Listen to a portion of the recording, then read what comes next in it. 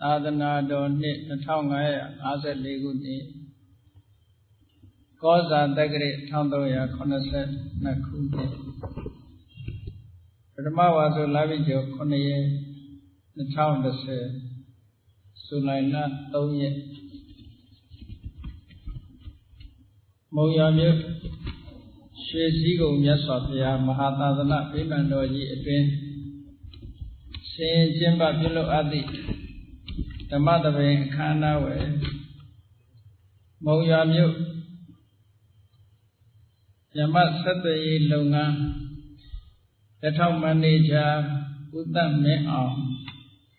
ဒေါ်တင်တင်ခိုင်တာမောင်ကောင်းခန့်နိုင်မိသားစုတို့၏အမတဒါနဓမ္မဒါနအဖြစ်ဖြင့်ဟောကြားအပ်သောယရဏသုတ်အနှစ်ချုပ်တရားဒေသနာတော်ဒီကနေ့ညတပါးသဘင်ခန္ဓာကိုရွှေဘုံတော်သခင်ရှင်တော်မြတ်ဘုရား၏မဟာကရုဏာကုံကိုအာယုပြုကာတိကျူးဖွဲ့ဆိုအပ်သောဝန္ဒနာပနာမအာတိတဂါထာကိုရွတ်ဆိုပူဇော်ခြင်းဖြင့်စတင်ကြရအောင်ယောကပကောတိဟိပိယပမေယံကာလံကရွန်တော်တိဒုက္ခရာနိခေရံကတောလောကဟိတယာနာထောနမောမဟာကရုဏိကတတတ္တယောနာထောဝိနိယမြာစွာတတ္တဝါဤချမ်းသာစီးပွားလိုလားတောင်းတအကုန်ပေါင်းခါသဖြင့်နာထမြညာ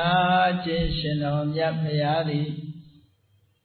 ကပ္ပဂောတိဟိပိဂရေကဘာအရေအတွက်သင်္ချာတို့ဖြင့်တော်လဲအဘေမေယံရေတဲ့တိုင်းတာဖော်ပြခြင်းငါမစွမ်းနိုင်ပါသောကာလလေးအသင်ချေသိမ့်နေကဘာရှိကြသောကာလပတ်လုံးလောကဟိတယတတလောကဤအကျိုးစီးပွားအလောကအတိဒုက္ခရာနိဥစ္စာသက်ချင်လက်အင်္ဂါမိဂကြီးမှသမိတာနှင့်တထာဇနိဆွန်ခြင်းကြီးဟုကျတိထဘွယ်ငါးသွဲအစုအလွန်ခဲရင်တော်မူတော့ကိုကရွန်တော်ဖျားဖြစ်ရန်ဤတန်ကြိုးကုတ်အာထုတ်တော်မူရသည်ဖြစ်၍ခေရန်လက်ချေမျက်လုံးအသက်ဆုံးလည်းရဲ့နှလုံးစိတ်ဝံကိုရောဤဓမ္မညင်းတို့ကတောဘဝတဏ္ဍကျိန်ခံများစွာရောက်တော်မူခဲ့ရရှာလေပြီမဟာကရုဏီကတတ္တဝါများယဝေတာကဲ့သို့သနာရှိခင်မဟာကရုဏာရှင်ဖြစ်တော်မူသောတတနာတသဝိနည်းများစွာတတ္တဝါဤချမ်းသာစီးပွားလိုလားတောင်းတအကုန်ပေါင်းခါသည်ဖြင့်နာထအမြညာထိုရှင်တော်မြတ်ဖရာအားနမောယုတိပြောင်းပြောမှန်ကိုလျော်၍ကရောယုကျိုးရှိခိုးခြင်းသည်အတုဘဝတုစင်စစ်မသွေဖြစ်ပါစေတည်း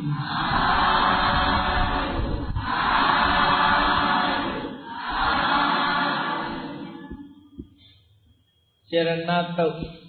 အနှစ်ချုပ်မြန်မာလူမျိုးတွေဘုရားဘာသာဝင်တွေနေစဉ်ကာလကလေးကပရိကြီး17သုတ်ကိုစတင်သင်ယူကြတယ်ပရိကြီး17သုတ်အလုံးကြားဘူးကြနာဘူးကြတဲ့ဒီကနေ့ယရဏသုတ်အဓိပ္ပာယ်အနှစ်ချုပ်3ရက်လောက်ခွဲပြီးတော့ဘုန်းကြီးတို့ဟောပါမယ်ဒီကနေ့တော့အပိုင်း1အနေနဲ့ဟောမှာပရိကြီးဆိုတာပရိဒဆိုတဲ့ပါဠိစကားကလာတယ်ပရိဒဆိုတာ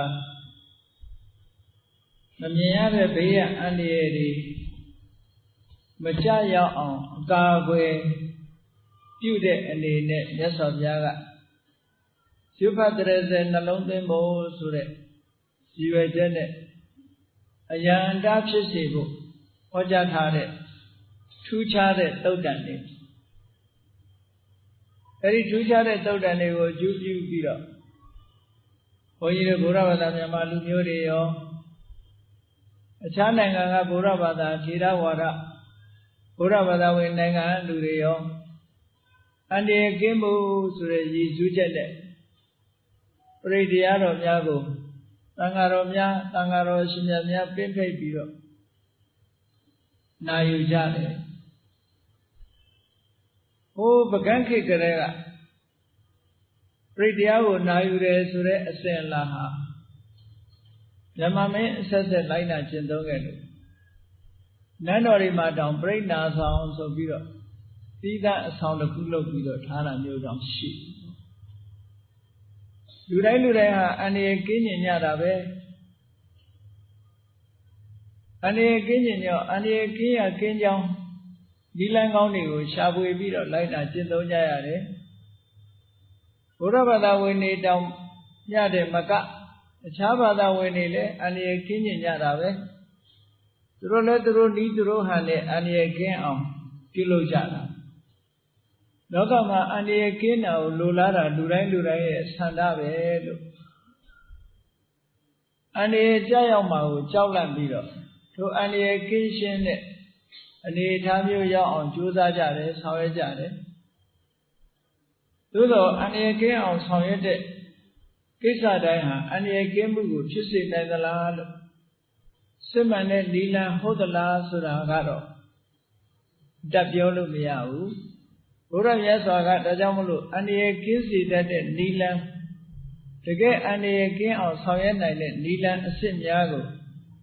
ပရိဒဆိုတဲ့ဒေသနာတော်တွေမှာဟောပြောပြီးတော့ထားတယ်ပရိဒတဲ့အယံအတာ protection လို့ခေါ်တယ်အယံအတာပေါ့မမြင်ရတဲ့အန္တရာယ်ဆိုလို့ရှိရင်ကြိုတင်ပြီးတော့မသိနိုင်တဲ့အတွက်ကြောင့်အန္တရာယ်ဟာကျုံလာတတ်တယ်အဲ့လိုကျုံလာမဲ့အန္တရာယ်တွေကိုကာဝယ်ပြီးသားဖြစ်အောင်ဒီပရိတရားတော်များကိုရွတ်ပွားခြင်းပရိတရားတော်မှာလာတဲ့အတိုင်းလိုက်နာကျင့်သုံးခြင်းဖြင့်အန္တရာယ်ကင်းမှုကိုရရှိနိုင်တယ်တဲ့ဒီစီမံချက်နဲ့မြတ်စွာဘုရားကဟောထားအဲ့တော့ပရိတရားတော်မှာအန္တရာယ်ကင်းမှုဆိုတဲ့အထက်ပဲအဓိကအချက်က3ချက်ရှိတယ်အဓိကအချက်3ချက်ဆိုတာဘာလို့ဆိုရင်မေတ္တာရဲ့သစ္စာရဲ့ဘုရားတရားသံဃာခုံရဲ့ပေါ့ဘုရားကုံတရားကုံသံဃာကုံကိုအာယုံပြုပြီးတော့လည်းပဲအန္တရာယ်ကင်းအောင်လုပ်လို့ရတယ်ဒါကတစ်ချက်မေတ္တာပွားပြီးတော့လည်းပဲအန္တရာယ်ကင်းအောင်လုပ်လို့ရတယ်ဒါကတစ်ချက်သစ္စာဆိုပြီးတော့အန္တရာယ်ကင်းအောင်လုပ်လို့လည်းရတယ်ဒါကတစ်ချက်အဲ့ဒီပဲအဓိကကြတာတော့မေတ္တာနဲ့သစ္စာပေါ့မြတ်စွာဘုရားသခင်ကိုရောမြတ်ကမေတ္တာတရားနဲ့သစ္စာစကားဒီနှစ်ခုကိုအရင်ထားပြီးတော့ပရိတရားတော်တွေမှာဟောထားတာမေတ္တာသုံးဆိုလို့ရှိရင်မေတ္တာကိုအခြေပြုပြီးတော့အန္တရာယ်ကင်းနည်းကိုအန္တရာယ်ကင်းစေတတ်တဲ့နည်းစနစ်ကိုမြတ်စွာဘုရားပေးထားတယ်နောက်တစ်ပတ်ခန္ဓာတုတ်ဆိုတာလည်းပဲဝေစိုးတွေအစိမ့်တောင်ရှိတဲ့တ attva တွေရဲ့အန္တရာယ်ကကင်းဝေးဖို့ဆိုပြီးတော့မြတ်စွာဘုရားအထူးဟောထားတာဖြစ်တယ်ယုံကြည်ကြည်နဲ့လိုက်နာကျင့်သုံးမယ်ပွားများမယ်ရွတ်ဖတ်တဲ့ဇက်မယ်ဆိုရင်အန္တရာယ်ကင်းတယ်ဆိုတဲ့သာရကတွေအများကြီးရှိခဲ့တယ်ပေါ့မြတ်စွာဘုရားကိုယ်တိုင်ကဒီမေတ္တာကိုအသုံးပြုပြီးတော့မေတ္တာဘာဝနာပွားမယ်ဒီမေတ္တာနဲ့ဆိုင်တဲ့ပရိတရားတော်တွေကိုရွတ်ဖတ်ပြီးတော့အမြဲတမ်းနှလုံးသွင်းမယ်ဆိုလို့ရှိရင်စိတ်ပြင်းထန်တဲ့တိရစ္ဆာန်တွေရဲ့အန္တရာယ်ကြောင့်သိဆုံးခြင်းဆိုတဲ့အသက်အန္တရာယ်တွေမဖြစ်နိုင်ဘူးလို့ဒီလိုဟောထားတာရှိတယ်အဲ့ဒါလိုပဲနောက်တစ်ခုကတော့သစ္စာဆိုတာသစ္စာဆိုခြင်းဖြင့်လူတွေရဲ့တဏ္ဍာမှာမဖြစ်ပေါ်သေးတဲ့အန္တရာယ်တွေကိုကြိုတင်ကာကွယ်နိုင်တယ်လို့ပဲဖြစ်ပေါ်ကြရောက်ပြီးသားဖြစ်တဲ့အန္တရာယ်တွေကိုလည်းပဲပယ်ဖြောင်းနိုင်တယ်တားဆီးနိုင်တယ်လို့ဒီလိုအဓိပ္ပာယ်ဒါကြောင့်မို့ဒီယရဏတုတ်ဆိုတာသစ္စာဆိုတဲ့ဤကိုအသုံးချပြီးတော့မြတ်စွာဘုရားက အနေကင်းအောင်ဆောင်ရွက်ပေးခဲ့လောကမှာလူတွေကမမျှော်လင့်ပဲနဲ့အနေရဲ့ဆိုးတွေကတ်ဆိုးတွေဘေးဆိုးတွေကြာရောက်လာတတ်တယ်ပေါ့မျှော်လင့်မထားတဲ့အနေရဲ့ဆိုးဘေးဆိုးကတ်ဆိုးတွေကြာရောက်လာတတ်တယ်အဲ့ဒါလိုကြာရောက်လာတဲ့အခါမှာအနေကလွတ်မြောက်အောင်လုပ်တဲ့နည်းဒါကိုမြတ်စွာဘုရားဒီသုတ်တမှာဟောပြီးတယ်သစ္စာဆိုတဲ့နည်းနဲ့အနေကိုကာကွယ်ပေးတယ်ဘေးအန္တရာယ်တွေကလွတ်မြောက်အောင်ဆောင်ရွက်ပေးတယ်အဲ့တော့ဒီယရဏသုတ်မှာဆိုရင်အားလုံးသိတဲ့အတိုင်းမြတ်စွာဘုရားလက်ထက်တော်ခါကာလတော်ကဝေသာလီနိုင်ငံကြီးဟာအလွန်စီကားခဲ့တယ်။တိုင်းပြည်အုပ်ချုပ်တဲ့မင်းတွေအဲ့တော့မင်းလို့ဆိုပေမဲ့လို့ခုခေတ်တို့ပြောမယ်ဆိုရင်တော့ပါဠိမန်မင်းသားတွေလို့ဒီလိုပဲပြောအောင်မယ်ထင်တယ်။တကယ်ရာဇာဆိုတဲ့ဧကတိဘုရင်တော့မဟုတ်ဘူး။တိုင်းပြည်အုပ်ချုပ်တာသူတို့ကအဖွဲ့အစည်းနဲ့အုပ်ချုပ်ခဲ့တယ်။အဲ့ဒါကိုoligarchy system လို့ခေါ်တယ် oligarchy system ဆိုတာကအဖွဲ့အစည်းတရားကနေပြီးတော့တိုင်းပြည်ကိုအုပ်ချုပ်တာခုခေတ်စကားနဲ့ပြောရင်တော့တပါတီစနစ်ပေါ့ oligarchy ဆိုတာလူမျိုးတစုပါတီတစုကနေပြီးတော့တိုင်းပြည်ကိုအုပ်ချုပ်တဲ့စနစ်ဧကတိဘုရင်ကတိုင်းပြည်ကိုအုပ်ချုပ်တဲ့စနစ်ကြတော့ monarchical system လို့ခေါ်တယ် monarch ဆိုတာဒီဧကတိဘုရင်ပေါ့အဲ့ဒီဧကတိဘုရင်ကနေအုပ်ချုပ်တဲ့အခါမှာဒုဥရိရဲ့အာဏာနဲ့ဒီလိုအုပ်ချုပ်သွားတယ်ခုဝေသာလီနိုင်ငံကြီးကတော့ကဏရာဇာလို့ခေါ်တယ်မင်းတွေစုပေါင်းပြီးတော့အုပ်ချုပ်ကြတယ်မြို့ပေါင်း9900ယောက်ရှိတယ်အဲ့ဒီကလည်းအလွန်စီကားညီညွတ်ရေးကလည်းအလွန်ကောင်းတယ်မြတ်စွာဘုရားသခင်ကိုရောမြတ်ကဝေသာလီကလိဆွေမင်းတွေနဲ့ပတ်သက်ပြီးတော့အပရိဟာနိယတရား9ပါးဆိုတာဟောထားတာရှိတယ်အဲ့ဒီအပရိဟာနိယတရား9ပါးထဲမှာအဓိကကြတာကတော့အစည်းအဝေးတွေအလုံးဘာပဲလုပ်လို့ညီညီညွတ်ညွတ်အစည်းအဝေးတွေညီညီညွတ်ညွတ်ဆုံးဖြတ်တယ်ညီညီညွတ်ညွတ်အကောင့်ထဲပေါ်တယ်ဆိုတဲ့အချက်ပို့ပြီးတော့အဓိကကြတယ်နော်အဲ့တော့ဝေသာလီပြည်ကလိဆွေမင်းတွေဟာဘယ်ကိစ္စမှမစိုးတညီတဲ့အစည်းအဝေးထိုင်ကြတယ်သူတို့အစည်းအဝေးထိုင်တဲ့ခုခေတ်လို့ဆိုရင်တော့လွတ်တော်လို့ပြောခြင်းပြောဖို့အစည်းအဝေးခမ်းမကြီးကတန်ထာဂါရလို့ခေါ်တယ်တန်ထာဂါရလို့ခေါ်တယ်လွတ်တော်ကြီးမှာစည်းဝေးပြီးတဲ့အခါတိုင်းရေးပြည်စီးပွားရေးစရှိတဲ့ကိစ္စတွေကိုဆောင်ရွက်ကြတယ်အဲ့ဒါလောက်စီကားတဲ့ကြီးပွားတိုးတက်လာတဲ့နိုင်ငံကြီးမှာယမယခာယာတိဥဒုမကောင်းလို့အခြေအနေဆိုးတွေကြုံတွေ့ရရှေ့ကလည်းကြုံတွေ့တာပဲအခုမြန်မာနိုင်ငံမှာဆိုလို့ရှိရင်ဒီနှစ်ဆိုရင်လူရသည်မှာအမတန်ပူပြင်းတဲ့အပူတွေယာတိဥရုတွေနဲ့ကြုံတွေ့ကြအဲ့ဒါလို့မမျော်လင့်ပဲနဲ့အနေအမျိုးဆိုတာတခြားအနေတွေလည်းကမ္ဘာမှာအများအားရှိတာပဲ2004ခုနှစ်ကဆူနာမီဆိုတဲ့လှိုင်းကြီးတွေနဲ့ဒီလှိုင်းကြီးတွေကြောင့်မို့လို့အနေဆိုးတွေကြုံတွေ့ကြရတာလေကမ္ဘာမှာသမိုင်းမှတ်တမ်းတွေထဲမှာကြည့်ပဲဆိုရင်ယမယံခါလူတွေဟာထိုကဲ့သို့အနေဆိုးတွေနဲ့ကြုံတွေ့ရတဲ့အကြိမ်တွေရှိခဲ့ကြတယ်ပေါ့ဝေသာလီပြည်မှာလည်းပဲမိုးခေါင်တဲ့ယာတိဥရုဟာဒီခါတည်းကြုံတတ်တယ်အဲ့တော့ဝေသာလီပြည်မှာမိုးခေါင်တဲ့ယာတိဥရုနဲ့တစ်ခါကြုံတဲ့အခါမှာဆိုင်စပါးတွေစိုက်လို့ပြိုးလို့မရဘူးစိုက်ပြိုးလို့မရတဲ့အခါကျတော့ဝမ်းစာစန္ဒရိက္ခာမလုံမလောက်ဖြစ်ဒီနေ့ခေတ်မှာတော့တေယုပို့ဆောင်ရေးယင်တွေကဆက်သွယ်ရေးတွေကအမတန်ကောင်းသည့်အတွက်ကြောင့်တဏှာတဒေသမှာစန္ဒရိက္ခာမဖူလုံဘူးဆိုလို့ရှိရင်ပို့ဆောင်ပေးကြတယ်ထောက်ပံ့ပေးကြတယ်အတော်အသင့်သက်သာတယ်လို့ပြော အလုံးသိကြပါလိမ့်မယ်အာဖရိကတိုက်အီသီယိုးပီးယားနိုင်ငံမှာစားနပ်ရိက္ခာတွေပြတ်လတ်ပြီးတော့ကတ်ဆိုးဆိုတာကြာရောက်ခဲ့သေးတာပဲမကြာခင်ကမှကြာရောက်ခဲ့သေးတယ်အဲ့ဒါမျိုးလို့ထိုခေတ်ထိုကာလကဆက်သွယ်ရေးကလည်းပဲအမတန်ဝေးဆက်သွယ်ရေးကလည်းမကောင်းဘူးသွားရောက်ဖို့ဆိုတာလည်းအမတန်ဝေးလံဒါကြောင့်မို့ဝေသာလီပြည်ကြီးမှာမိုးခေါင်ရေရှားဖြစ်ပြီးတော့ကောက်ပဲသီးနှံတွေစိုက်တာပြိုးတာတွေမအောင်လို့လူဦးရေများတဲ့ဒေသမှာစားနပ်ရိက္ခာမဖူးမလုံဖြစ်ပြီးတော့လူတွေဟာအစာအာဟာရပြတ်လတ်တဲ့ဒုက္ခကြီးဝေဆိုးကြီးနဲ့ကြုံတယ်အဲ့ဒါကိုဒုဗ္ဗိခန္တရကတ်လို့ခေါ်တယ်ဒုဗ္ဗိခဆိုတာဒုဆိုတာမပြည့်စုံတဲ့ဗိခစားနပ်ရိက္ခာစားနပ်ရိက္ခာမပြည့်စုံရှားပါပြီးတော့လူတွေဟာဝါဝါလည်းမစားကြရဘူး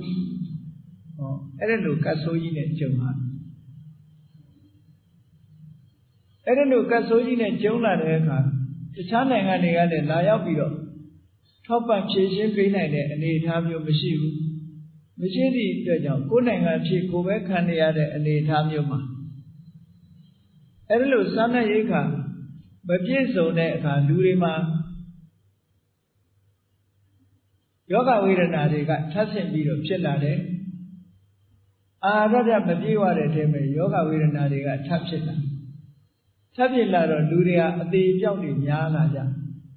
ယောဂကလည်းအမတန်ကုဆက်တတ်တဲ့လင်မြန်တဲ့ယောဂအဲ့ဒီခေတ်တုန်းကတော့အဟိဝါဒရောဂါလို့ဒီလိုခေါ်တယ်အဟိဝါဒရောဂါရဲ့အဓိပ္ပာယ်ကိုကြာကြာနာနာဖွင့်ထားတာတော့မရှိဘူးသို့သောပြောမယ်ဆိုရင်စကလုံးအဓိပ္ပာယ်ကိုကြံဖန်ပေါ်မယ်ဆိုရင်တော့အဟိဆိုတာငွေဝါဒဆိုတာလေလို့ဆိုတဲ့အဓိပ္ပာယ်နဲ့ပြောမယ်ဆိုရင်အဟိငွေနဲ့ဝေစိတ်လိုပြင်းထန်ပြီးတော့ဝါဒလေးလိုလင်းမြန်စွာကူးစက်တဲ့ယောဂါလို့ဘာနဲ့လားသရတူလို့ဆိုရင်မြန်မာနိုင်ငံမှာဒုတိယကမ္ဘာစစ်ပြီးကစားတော့ကပလိယောဂါဆိုဖြစ်ခဲ့တယ်အင်မတန်လင်းမြန်တဲ့နှုံးနဲ့ကူးစက်တယ်ပလိယောဂါဖြစ်ပြီးတော့သိကြတာအဲ့ဒီတော့ကအင်မတန်မှများခဲ့သေးတယ်ပေါ့အဲ့ဒါမျိုးလို့စားနပ်ရိက္ခာမဖူလုံလို့လူတွေဆင်းရဲဒုက္ခရောက်နေရတဲ့ကြားထဲမှာယောဂဝေဒနာကဖြစ်လာတယ်ကုသလင်မြန်တဲ့ပလိယောဂါတို့လင်မြန်စွာကုသတတ်တဲ့ယောဂါတွေဖြစ်လာအဲ့ဒီလိုယောဂါတွေဖြစ်လာတဲ့အခါလူတွေအသေးပြောက်များလာလူတွေအသေးပြောက်များလာတဲ့အခါမှာမကောင်းဆိုးဝါးတွေကလည်းပဲလူတွေများလာတာကိုအကြောင်းပြုပြီးတော့ပို့ပြီးတော့ဝင်ရောက်ပြီးတော့နှောက်ယှက်လာတဲ့အနေအထားမျိုးဖြစ်လာတယ်အဲဒီတော့စားနပ်ရိက္ခာရှားပါပြီးတော့အစာအာဟာရမဖူလုံတာကိုဒုဗ္ဗိခန္တရကတ်လို့ခေါ်တယ်ယောဂဝေဒနာတွေဖြစ်ပြီးတော့ပြန့်ပွားနေတာကိုရောခန္တရကတ်လို့ခေါ်တယ်မကောင်းဆိုးဝါးတွေကဝင်ရောက်ပြီးတော့လူတွေကိုအခွင့်ကောင်းယူပြီးတော့နှိပ်စက်တာကြတော့အမနုဿကန္တရကတ်လို့ခေါ်တယ်အမနုဿန္တရကတ်ဘလူးပေးပေါ့အဲ့ဒါလို့ကတ်ဆိုတဲ့အဓိပ္ပာယ်ကအတိုင်းအတာကြီးတစ်ခုအင်္ဂလိပ်လိုတော့ period လို့ခေါ်တယ်သို့မဟုတ်ဣယံလို့ခေါ်တယ်အတိုင်းအတာရှည်လျားတဲ့ကာလကြီးတစ်ခုပေါ့ချိန်တိုင်းတာရဒီလိုအတိုင်းအတာတစ်ခုရဒီစားနပ်ရိက္ခာမဖူးမလုံနဲ့မိုးခေါင်နေတဲ့အချိန်တိုင်းကြီးကိုဒုဗ္ဗိခန္တရကတ်လို့ခေါ်တယ်ယောဂဝေဒနာတွေဖြစ်ပြီးတော့ကူးဆက်ပြန့်ပွားနေတဲ့အချိန်တိုင်းကိုရောခန္တရလို့ခေါ်တယ်အဲ့ဒီအချိန်မှာမကောင်းဆိုးဝါးတွေကဝင်ရောက်ပြီးတော့နှိပ်စက်တဲ့အချိန်တိုင်းကိုအမနုဿန္တရကတ်လို့ဟောရောဂမနုဿဒုဗ္ဗိခသံဗုဒ္ဓံတိဝိထံပယံလို့ဆိုတဲ့အတိုင်းဒီလိုဝေသာလီပြည်မှာအခြေအနေဆိုးဘေးဆိုးကတ်ဆိုးကြီးကြုံကြိုက်လာအဲ့ဒါလို့ကြုံကြိုက်လာတဲ့အခါကျတော့ဒီဘေးဆိုးအန္တရာယ်ကြီးကဘယ်လိုလုပ်ပြီးတော့လွတ်မြောက်အောင်လုပ်ကြမလဲတိုင်ပင်ညှိနှိုင်းကြအဲ့လိုတိုင်ပင်ညှိနှိုင်းပြီးတော့ လူတွေကအနေဆိုးတွေကြားရောက်ပြီဆိုတဲ့အခါကိုယုံကြည်ရာတွေကိုလှုပ်တတ်ကြတယ်ပေါ့နတ်ယုံကြည်တဲ့လူတွေကဘာအကြံပေးတော့ဆိုလို့ရှိရင်ပရိသတ်စာတွေပေးမယ်နတ်ပွဲတွေကျင်းပပြီးတော့တောင်းပန်မယ်လို့ဒီလိုလုပ်တဲ့နည်းတွေနဲ့လည်းဖြည့်ရှင်းတယ်မရဘူးနောက်ထပ်မရတဲ့အခါကျတော့နတ်တွေကိုတောင်းပန်တိုးရှိုးအနေဆိုးတွေကိုပေးနေတဲ့တရားဝါတွေကိုတောင်းပန်တိုးရှိုးတဲ့ပွဲတွေကျင်းပပြီးတော့တောင်းပန်တာလုပ်ကြဒါလည်းမရဘူးအဲ့ဒီလိုနီးမျိုးမျိုးနဲ့ကြိုးစားကြပြီပဲလို့ဘေးဆိုးကတ်ဆိုးကြီးကနေမလွတ်ကြဘူးတဲ့အဲ့လိုမလွတ်တဲ့အခါမှာအကြံအမျိုးမျိုးပေးကြတယ်ဘာသာရေးဘက်ကိုကြည်လာကြတယ်အဲ့ဒီခေတ်ကကိုးကွယ်ရာဘာသာဟာ9မျိုးရှိတယ်လို့ပြော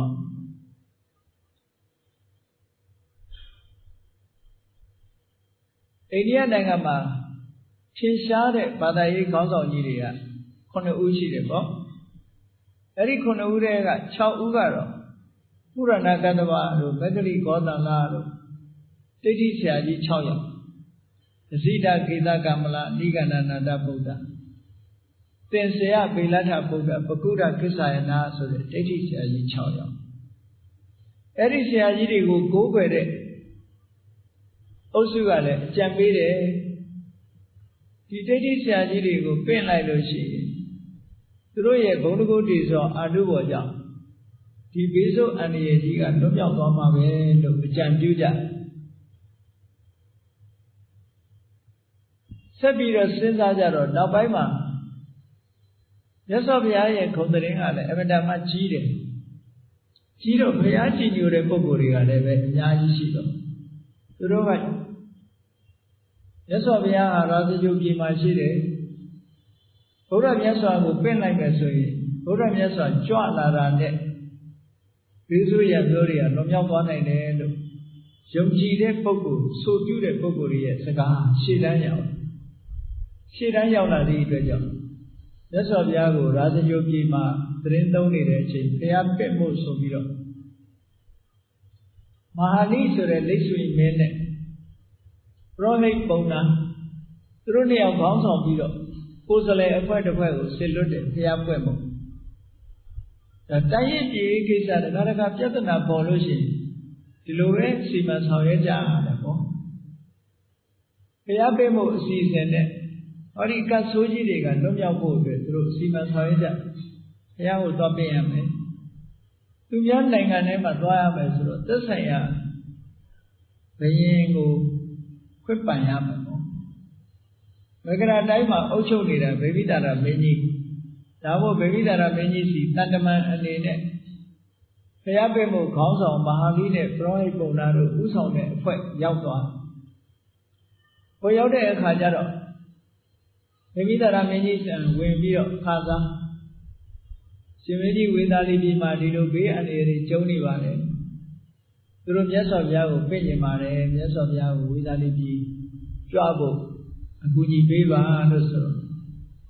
ဗေမိတာရမင်းကဘာပြောတော့ဆိုဟောမြတ်စွာဘုရားကိုသင်တို့ကိုယ်တိုင်တိုက်ရိုက်ပြင့်ပါတဲ့မြတ်စွာဘုရားသင်တို့ကိုယ်တိုင်တိုက်ရိုက်ပြင့်ပါလိုအပ်လို့ရှိရင်မြတ်စွာဘုရားကြွပါလိမ့်မယ်ဆိုတော့သူတို့ကိုယ်တိုင်သွားပြီးတော့ဘုရားကိုပြင့်တဲ့အခါကျတော့မြတ်စွာဘုရားလက်ခံလိုက်တယ်ဆိုပါစို့အဲ့ဒီမှာဗေမိတာရမင်းကြီးကခရီးသွားလာဖို့အစီအစဉ်တွေလုပ်တယ်ခင်းကမြစ်ကြီးကိုဖြတ်ကူရမယ်ဒါစကြိုကနေပြီးတော့ခင်းကမြစ်ကိုသွားဖို့ရတဲ့အတွက်9 ယူဇနာကွာဝေးတယ်အဲ့ဒီခေတ်ကတယူဇနာဆိုတာဟာဒီကနေ့ခေတ်နဲ့ပြောမယ်ဆိုရင်10 မိုင်လောက်ရှိတယ်ပေါ့အဲ့ဒါလောက်ကွာဝေးတဲ့နေရာကိုတန်ရှင်းရည်တွေတို့နားနေဆောင်တွေတို့တယူဇနာမှာတစ်ကြောင်းတစ်ကြောင်းဆောက်ပြီးတော့ဘုရားကြွတဲ့အခါမှာတညတာနားဖို့ဆိုတဲ့ခီးလမ်းပန်းအစီအစဉ်တွေကိုဗေမိတာရမင်းကြီးကအားချင်းဆောင်ရွက်ပေးတယ်ဆောင်ရွက်ပေးပြီးတော့ဂင်းကမြစ်ကြီးကိုဖြတ်ရမယ်ဂင်းကမြစ်ကြီးကိုဖြတ်တဲ့အခါမှာ ထိုကိကအခုလိုစက်တတ်ရင်နေမရှိသေးသည့်အတွက်ကြောင့်လေတွေဖောင်းနေကြာကြာနာနာဆောင်ရွက်ပြီးတော့ပေးတယ်မြတ်စွာဘုရားနဲ့လည်းပဲယဟန်900အတူတကွလိုက်ပါပြီးတော့သွားမယ်အဲ့ဒီအစီအစဉ်ကိုဗေမိသာရမင်းကြီးကအလင်းလင်းမြန်မြန်ဆောင်ရွက်ပြီးတော့ပေးတယ်မဟာလီတို့အဖွဲ့ရလည်းပဲဝေသာလီကိုပြန်သွားပြီးတော့ခင်းကမြေဟိုဘက်ကန်းရောက်တဲ့အခါသူတို့နိုင်ငံကလည်းအစီအစဉ်တွေလုပ်ကြတယ်ပေါ့အဲ့ဒါလို့အစီအစဉ်ဆောင်ရွက်ပြီးတဲ့အခါမှာမြတ်စွာဘုရားကိုဝေသာလီပြည်ကိုပင်းလိုက်တယ်ခင်းကမြေကန်းလည်းခင်းကမြေကြီးကိုဖြတ်ကူးပြီးတော့ဟိုဘက်ကန်းလည်းရောက်ရောဒိဋ္ဌိတွေကအကြီးကျယ်ကြိုဆိုကြတယ်ခင်းကမြေကနေပြီးတော့ဝေသာလီသွားဖို့ရအတွက်ကြတော့သုံးယူဇနာပွားဝေးတယ်အဲ့ဒီသုံးယူဇနာဆိုလို့ရှိရင်3ညအိတ်သွားရတယ်ပေါ့ရှင်းတော့ကတော့ရင်နဲ့သွားတာမဟုတ်ဘူးကုန်းချောင်းလျှောက်တာဆိုတော့3ညအိတ်ဒီနေ့ကို10မိုင်နှုံးလောက်ခရီးသွားပြီးတော့3ညအိတ်အဲ့လိုနဲ့မြတ်စွာဘုရားမှုရှိတဲ့သံဃာတွေဟာဒိဋ္ဌိမင်းနေအစီအစဉ်နဲ့ဂင်းကမြစ်ကဆင်းပြီးတော့ကမ်းပေါ်လဲတက်လိုက်ရောအဲ့ဒီအချိန်မှာမိုးကြီးကျယ်ရွာချတယ်လို့မိုးကြီးကျယ်ရွာချလိုက်တဲ့အခါကျတော့ဝေသာလီပြည်မှာခုနကလူတွေကအမတန်များကြီးတည်ကြသည့်အတွက်ကြောင့်လူတွေလောင်းတွေကိုမမြုပ်နိုင်လောက်အောင်လူတွေကများတယ်တင်းကြိုင်းတွေမှာဒီတိုင်းပြစ်ထားတဲ့အနေအထားမျိုးတွေရှိအဲ့ဒါတွေအားလုံးဟာမိုးကြီးရွာချလိုက်တဲ့အခါကျတော့ဝေသာလီတစ်မျိုးလုံးသုံးတန်တွေရောဗာရောအကုန်လုံးတန့်ရှင်းပြီးတော့သွားတယ်လို့ဒီလိုဆိုတယ်အဲ့တော့မြတ်စွာဘုရားရောက်သွားတဲ့နေ့မှာဆိုဘုရားကြွလာတဲ့လို့ဆိုလိုက်တာနဲ့တပြိုင်တည်းမြတ်စွာဘုရားကိုကြီးညိုတဲ့ဘုံတကူကြီးတဲ့နတ်တွေကလည်းပဲပါလာတတ်တယ်ဘုရားကြွလာတာနဲ့တပြိုင်တည်းဘုံတကူကြီးတဲ့နတ်တွေပါလာတာနဲ့ခုနတော့ကအန္တရာယ်ပေးတတ်တဲ့နတ်ဆိုးတွေတရေတွေဘလူးတွေအဲ့ဒါတွေကဘလို့လျောက်အချင်းချင်းဘုံတကူကြီးတဲ့နတ်တွေလာတာနဲ့သူတို့ကရှောင်တိန်ပြီးတော့ထွက်ပြေးသွားကြရမြတ်စွာဘုရားရောက်သွားတဲ့အခါမှာမြတ်စွာဘုရားကဒီဘေးဆိုးအန္တရာယ်တွေမကြရောက်အောင်ဘယ်လိုလုပ်မလဲဆိုတဲ့စီမံချက်တစ်ခုဝေသာလီမြို့ကလည်းပဲအမတန်မှကြီးမားတယ်တတိုင်းသုံးတက်မြို့ကြီးက3ခါချဲ့ထားတာပထမတင်္ဂါစမြို့ကသိပ်မကြီးဘူးတတိုင်းတစ်ထပ်နဲ့လူကြီးကများလာတဲ့အခါနောက်ထပ်ထပ်ပြီးတော့ချဲ့ရတယ်ချဲ့တဲ့အခါမှာတခါတတိုင်းတစ်ထပ်ပတ်တယ်တခါအဲ့ဒါနဲ့မလုံလောက်လို့လူကြီးတွေတိုးလာတဲ့အခါနောက်ထပ်တခါထပ်ပြီးတော့မြို့သစ်တွေပေါ်ပြန်တဲ့အခါမြို့ကြီးကကြီးတယ်ကြီးလာတော့ဝေသာလီမြို့ဟာတတိုင်းသုံးတက်ကာယံထားတယ်လို့ဒါကြောင့်မို့လို့ပြောတာတတိုင်းသုံးတက်ဆိုတာတစ်ခုနဲ့တစ်ခုနီးနီးတော့မဟုတ်ဘူးအဲ့ဒါလို့အမတန်ကြီးမားတဲ့မြို့ကြီးနောက်ဆုံးတတိယတကားမှာအစွန်ဆုံးတကားကနေမြတ်စွာဘုရားရောက်တဲ့အခါစွန်ဆုံးတကားရောက်တဲ့အခါမြတ်စွာဘုရားကရှင်အာနန္ဒာကိုယရဏတုတ်ကိုပို့ချပေးတယ်ပို့ချပေးပြီးတော့ရှင်အာနန္ဒာကမြတ်စွာဘုရားပို့ချတာကိုမှတ်သားပြီးတော့အာနန္ဒာဟောဒီယရဏတုတ်ကိုရွတ်ဖတ်ပြီးတော့တတိုင်းသုံးတက်ကာယံနဲ့ထားမှာလှက်ပတ်ပြီးတော့တစ်ထပ်ပြီးတစ်ထပ်မြို့ကိုလှက်ပတ်ပြီးတော့ယရဏတုတ်ကိုရွတ်ဖတ်ပါလို့မြတ်စွာဘုရားခိုင်းလိုက်တယ်အန္တရာယ်ကင်းတဲ့စီမံချက်တစ်ခုပေါ့နော်အန္တရာယ်ကင်းအောင်လုပ်တယ်ဒါကြောင့်မလို့ခဏိခေတ်မှာလည်းပဲအန္တရာယ်တွေပါနေကြားရောက်လာလို့ရှိရင်တော့မကြားရောက်ရအောင်ဆိုပြီးတော့ပြည့်ပြီးတော့ပရိတရားတွေနာကြတယ်ရွတ်ဖတ်ကြတယ်ဆိုတဲ့အစဉ်အလာတစ်ခုရှိခဲ့တယ်အဲ့ဒါလို့ရှင်အနန္ဒာကတတိုင်းသုံးတက်မှာလက်ပန်းပြီးတော့ပရိတရားတွေရွတ်တယ်မြတ်စွာဘုရားရဲ့ကြောက်ရွံ့သပိတ်ကြီးနဲ့ရေတွေကိုထည့်သွားပြီးတော့အဲ့ဒီပရိတ်ရည်တွေပယ်ဖြန်းလိုက်တယ်ပယ်ဖြန်းလိုက်တဲ့အခါကျတော့မကောင်းဆိုးဝါးတွေကြောင်ကြိုကြောင်ကြားကတ်နေတဲ့မကောင်းဆိုးဝါးတွေပုံလျိုးနေတဲ့မကောင်းဆိုးဝါးတွေဆက်ပြီးတော့မနေနိုင်တော့ဘူးအကုန်ထွက်ပြီးတော့ပြေးကြရတယ်အကုန်ထွက်ပြေးသည့်အတွက်ကြောင့်မကောင်းဆိုးဝါးအန္တရာယ်ကိုအရင်ရှင်းလိုက်တယ်ပျောက်သွားပြီ ကောင်းဆိုးဝါးတွေမရှိတဲ့အခါလူတွေမှာကျမ်းမာရေးတွေပိုကောင်းလာတယ်အဲ့တော့အမရုတ္တန္တရာကလည်းပဲပျောက်သွားတယ်ရောဂန္တရာကလည်းပျောက်သွားတယ်မိုးတွေရွာချလို့အစာအာဟာရတွေလည်းပဲလူတွေဟာရရှိလာတယ်ဆိုတော့ကတ်ကြီးသုံးပါးကလွတ်မြောက်သွားတယ်လို့ဒီလိုမှတ်တမ်းတင်ထားတာပေါ့နော်အဲ့တော့ဝေဒာတိပြည်မှာအဗ္ဗဓမ္မလူတွေတေကြခြေကြတဲ့ဒီလိုကြီးမားတဲ့ဘေးအန္တရာယ်ကြီးအတိုင်းအတာကြောက်စရာကောင်းတဲ့ဘေးအန္တရာယ်ဇိုးကြီး၃မျိုးနဲ့ကြုံတွေ့နေတဲ့အတိုင်းအတာကြီးတစ်ခုပျောက်ကင်းအောင်ဟောဒီသုတ်တံကိုမြတ်စွာဘုရားကဟောထားတာအဲ့တော့ဒီသုတ်တံကိုလူတိုင်းလည်းကြားမှုကြတယ်လွတ်ရတဲ့ပုဂ္ဂိုလ်တွေလည်းပဲအများကြီးရှိကြနိုင်တယ်သို့သောစနစ်တကျဆောင်ရွက်ဖို့လိုအပ်တယ်သစ္စာပြုပြီးတော့မြတ်စွာဘုရားကအန္တရာယ်ကင်းအောင်လုပ်တဲ့စီမံချက်ကိုဒီသုတ်တံမှာအဓိကထားပြီးတော့ဟောထားတာဖြစ်တယ်ဒီသုတ်တံရွတ်တော့မယ်ဆိုလို့ရှိရင်အထက်ကရာဆရာကဗာပြောထားတော့ဆိုရင်မြတ်စွာဘုရားရဲ့ဂုဏ်တော်ကျေးဇူးတော်တွေကိုအာယုံပြုဖို့ဆိုပြီးတော့ပဏိဒါနတော်ပဋ္ဌာယတထာဂတဒသပါရမီယောဆိုတာကအစချီပြီးတော့ရွတ်ဖတ်မဲ့ပုဂ္ဂိုလ်တွေဟာနှလုံးသွင်းဆင်ခြင်ရမယ်ရွတ်တော့မယ်ဆိုလို့ရှိရင်ဘုရားလောင်းတော်ဟာဒီပင်ကရာမြတ်စွာဘုရားထံမှာဗျာဒိတ်ခံတဲ့အချိန်ကနေစပြီးတော့ပါရမီ7ပါးအပြား30ဖြည့်ခြင်းခဲ့ပုံစွန့်ကြီးကြီး5ပါးကျင့်ခဲ့ပုံစရိယ3ပါးကိုဖြည့်ခြင်းခဲ့ပုံဒုက္ခရစရိယာကျင့်နေကျင့်ခဲ့ပုံအပရာဇိတပလင်မှာထူးခြားတဲ့သဗ္ဗညုတဉာဏ်တော်ကြီးကိုရခဲ့ပုံဓမ္မစကြာတရားဟောတော်မူပုံစတဲ့ဘုဒ္ဓဘုရင်မိမိတို့တတ်သမျှမှတ်သမျှမြတ်စွာဘုရားရဲ့ကြီးညိုပွဲဘဝဖြစ်စဉ်တွေကိုရှေးဥစွာဆင်ញင်ပါတဲ့ဆင်ញင်ပြီးတဲ့အခါမှာဒီသုတ်တံကိုရွတ်ပါလို့ဒီလိုပြောတာအဲ့တော့စနစ်တကျလုပ်ဖို့လိုအပ်တယ်ပေါ့ရွတ်ပြီဆိုရင်ရှင်အနန္ဒမထေရကအဲ့လိုပြီးတော့နောက်ရွတ်ပြီဆိုတဲ့ပုဂ္ဂိုလ်တွေမှာဘာလို့ရမှာလဲတတ္တဝါတွေပေါ်ဒုက္ခရောက်နေတဲ့ပုဂ္ဂိုလ်တွေပေါ်မှာသနာခြင်းဆိုတဲ့ကရုဏာတရားကိုရှေ့တန်းတင်ထားပြီးတော့လုပ်ပါကရုဏာနဲ့ရွတ်ဖတ်30ပေးပါ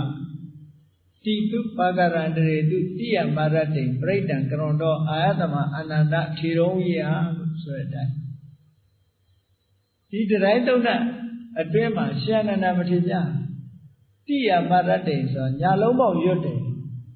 ပထမယံလည်းရွတ်တယ်ဒုတိယယံလည်းရွတ်တယ်တတိယယံလည်းရွတ်တယ်ဆိုညာလုံးပေါက်ပြေးရွတ်တယ်ဆိုတာခဏလေးရွတ်တာမဟုတ်ဘူးတဲ့ညာလုံးပေါက်ရွတ်တာနော်အဲ့ဒီစနစ်တိုင်းပဲမြန်မာနိုင်ငံမှာတော့ဒီကနေ့ပဋ္ဌာန်းတရားတော်တွေကိုအတန်20တရက်မက2ရက်မက3ရက်မကလို့ရွတ်ကြတယ်ပရိတ်ကိုတော့အတန်20ရွတ်တာသိပ်ပြီးတော့မရှိဘူးညာလုံးပေါက်ရွတ်တာတော့မကြဘူးပရိတ်ရွတ်တယ်ဆိုခဏလေးနဲ့ပြီးသွားစီယိုနိုင်ငံမှာကြတော့အဲ့ဒါရှိတယ်ညာလုံးပေါက်ပရိတ်ပွဲတွေရှိတယ်ညာလုံးပေါက်ရွတ်တယ်ပရိမန္တတွေကိုစောင်းပြီးတော့ဒီညာလုံးပေါက်ပရိယရွတ်ပွဲတွေပါရှိသူတို့နိုင်ငံမှာတော့ပဋ္ဌာန်းရွတ်တာတော့မရှိဘူးဗမာဘုန်းကြီးတွေရောက်တဲ့အခါတခါတရံတော့ဗမာပြည်ရောက်မှုတဲ့တီယိုနိုင်ငံသားတွေကဗမာပြည်မှာအတန်20ပဋ္ဌာန်းပွဲတွေကိုတွေ့ခဲ့မှုသည့်အတွက်သူတို့ကလည်းတခါတရံတော့ပြေရွတ်တာဗမာဘုန်းကြီးတွေရှိတဲ့အခါမှာတော့ပြေရွတ်တာတော့ကြုံဘူးတယ်ပေါ့နော်ပရိပွဲကတော့သူတို့ကြာကြာနာနာလုပ်တယ်ပရိမန္တတွေပရိအိုးတွေပရိရည်တွေနဲ့ညာလုံးပေါက်ရွတ်တယ်ရှင်အနန္ဒမထေရဟောဒီယရဏသုတ်ကိုရွတ်တဲ့အခါမှာလည်းပဲညာလုံးပေါက်ရွတ်တယ်အဲ့ဒါလို့ညာလုံးပေါက်ရွတ်ပြီးတော့မြတ်စွာဘုရားသခင်ကိုတော်မြတ်ကအဲ့ဒီချိန်မှာတန်ထာဂါရလို့ခေါ်တဲ့အစည်းအဝေးဆောင်ကြီးမှာမြတ်စွာဘုရားကိုပြင်ကြတယ်အားလုံးအဲ့ဒီနေရာမှာစုဝေးပြီးတော့တရက်လည်းမဟုတ်ဘူး9ရက်တိတိဒါစကြိုပြေမှာအန္တရာယ်ကင်းပိဆောင်ရွက်ကြမြတ်စွာဘုရားကအဲ့ဒီတန်ထာဂါရဆိုတဲ့လွတ်တော်အဆောက်အဦကြီးထဲမှာဒီယရဏတုတ်ကိုပဲ9ရက်တိတိဟောခဲ့တယ်ထပ်ပြီးတော့အန္တရာယ်ကင်းမှုကြီးမှရည်ရွယ်ချက်နဲ့ထပ်ပြီးတော့ဟောတယ်မြတ်စွာဘုရားဟောထားတဲ့ဒီယရဏတုတ်ပြိတ္တရားတော်ကြီးဟာ လောက်ထိအောင်ပြန့်နှံ့တယ်လဲလို့ဆိုလို့ရှိရင်ကောတိတတသဟတေတုစက္ကဝါလေတုဒေဝတာယတနာပဋိကနန္တိယင်္စဝေတာလေးရပူတယ်လို့စัจ java လာဂရိတသိန်းကနတ်တွေကမြတ်စွာဘုရားတရားတော်ကြီးတကောအာနာပါဝါကိုခံယူထားတာဖြစ်သောကြောင့်မြန်မာနိုင်ငံလိုနိုင်ငံလေးတစ်နိုင်ငံဒါတွေမကဘူးအခုလိုမုံရွာမြို့လေးတစ်မြို့တည်းဒီလိုမဟုတ်ဘူးအားလုံးစัจ java လာဂရိတသိန်းထီအောင်မြတ်စွာဘုရားဟောတဲ့ဒီယရဏတုတ်ရဲ့တကောအာနာပြန့်နှံ့တယ်လို့ဒီလိုပြောစွန့်ရည်တတ္တိဟာအလောက်ထိအောင်ကျယ်ပြန့်တယ်လို့ပြောတဏှေကရွတ်လိုက်လို့ရှိရင်လူသားတွေအနေနဲ့မကြားနိုင်ပြီပဲလို့စัจ java လာမှာရှိတဲ့နတ်တွေကတော့ဒါတွေကိုအလုံးကြားနိုင်တဲ့အနေထားရှိတယ်ဒါကြောင့်မို့ဟောဒီယရဏတုတ်ကိုရွတ်လိုက်လို့ရှိရင်စัจ java လာဂရေတသိန်းမှာရှိတဲ့နတ်တွေကဒီမြတ်စွာဘုရားရဲ့တကောအာနာပါဝါကိုတရားတော်မြတ်ကိုခံယူကြည်ညိုထားသည့်အတွက်ကြောင့်စัจ java လာဂရေတသိန်းမှာအန္တရာယ်တွေကင်းနိုင်တယ်လို့ဒီလိုဆိုတာနော်အဲ့ဒါတော့အစွမ်းထက်တဲ့ပြိတ္တရားတော်ကိုလေးလေးနဲ့ထားပြီးတော့အတိတ်ပဲသိဖို့အမှန်တမ်းမှအရေးကြီးတယ်ပေါ့။တမန်ရွရွစင်ရွတ်သွားတဲ့အခါကျတော့ဘာမှမသိလိုက်တော့ဘာမှမသိလိုက်တကယ်ကတော့ယရဏတုတ်ဆိုတာသစ္စာကိုအသုံးပြုပြီးတော့မြတ်စွာဘုရားကအန္တရာယ်ကင်းအောင်စီမံပေးတာပဲအချိန်ချင်းထပ်ထပ်ရွတ်တယ်အဲ့တော့သစ္စာဆိုတဲ့နေရာမှာဘုန်းကြီးတို့စာပေကျမ်းဂန်မှာသစ္စာကို6မျိုးခွဲပြထားတာရှိတယ်ပေါ့သစ္စာဆိုတဲ့စကားလုံးလေးအောက်မှာ6မျိုးရှိတယ်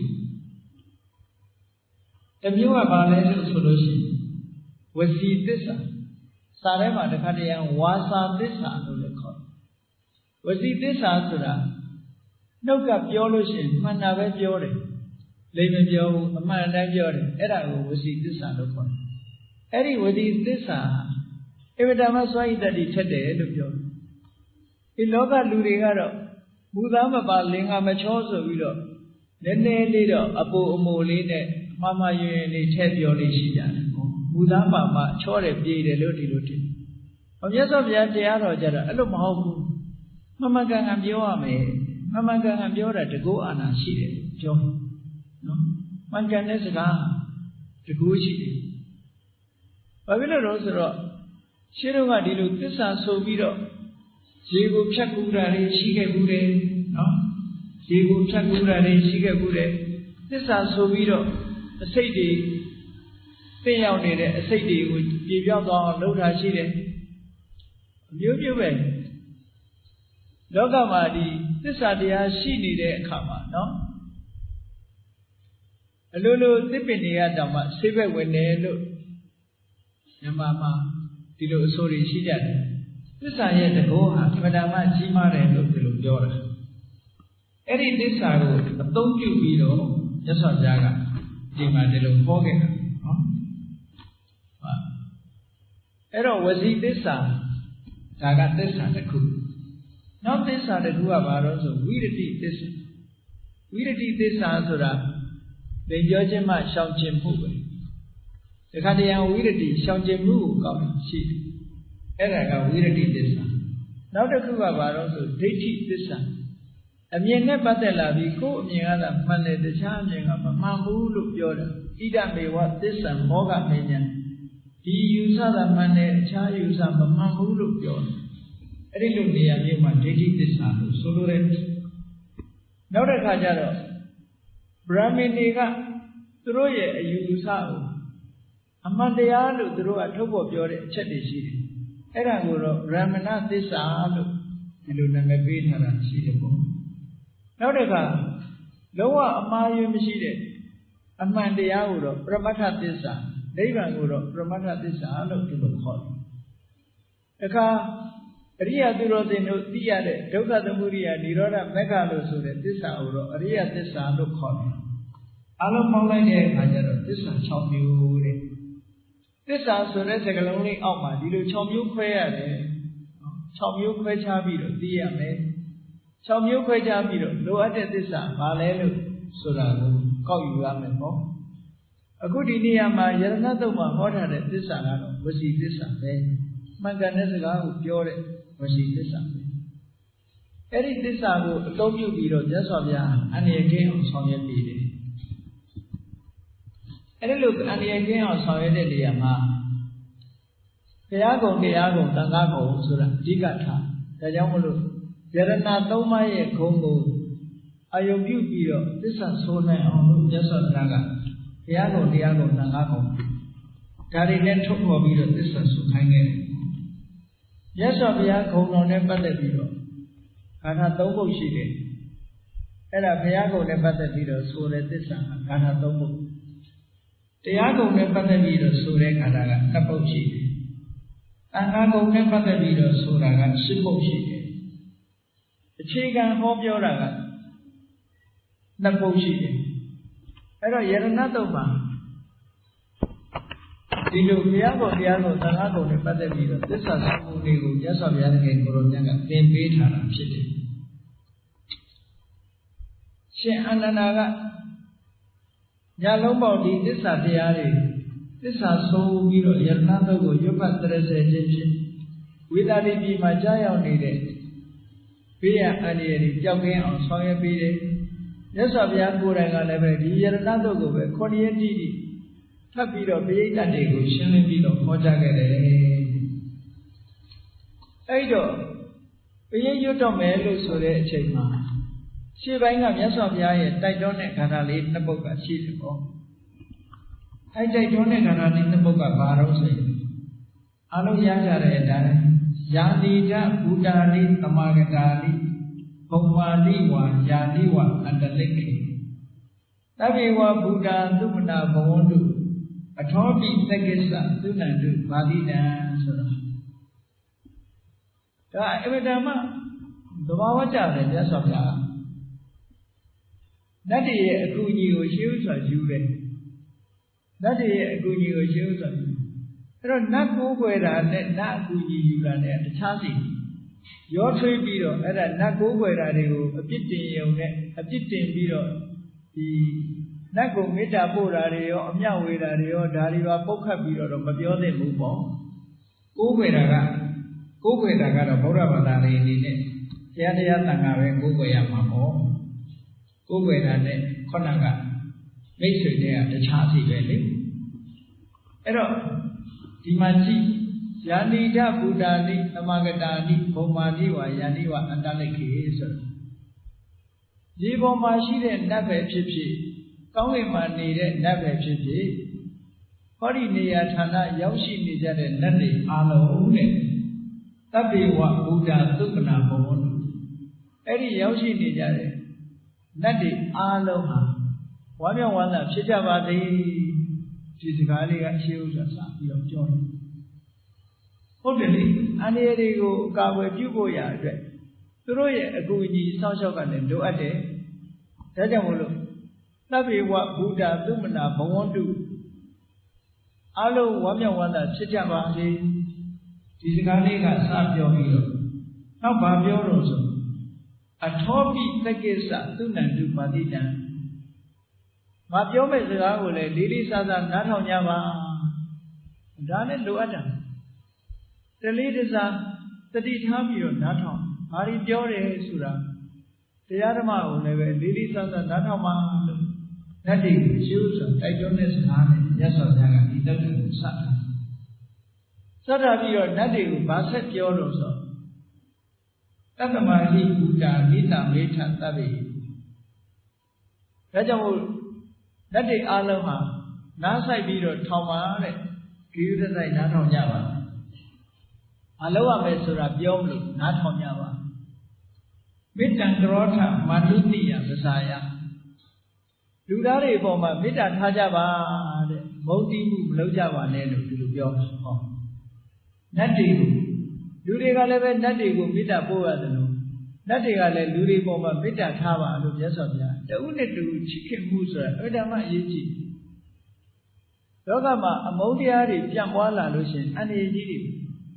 ဒီကနေ့ခေတ်ကြီးပဲလူသားတွေချင်းချင်းပြင်းထန်တဲ့အာဃာတတရားတွေရှိတဲ့အခါဟိုနာဘုံခွဲဒီနာဘုံခွဲတဲ့ကဘာမှာ terrorism ဆိုတာတွေပေါ်လာကုန်တယ်ပေါ့ ဒုက္ခရောက်အောင်လူသားတွေဒုက္ခရောက်အောင်လုပ်တဲ့အမှုအကျင့်တွေဒီကနေ့ခေတ်မှာပေါ်လာ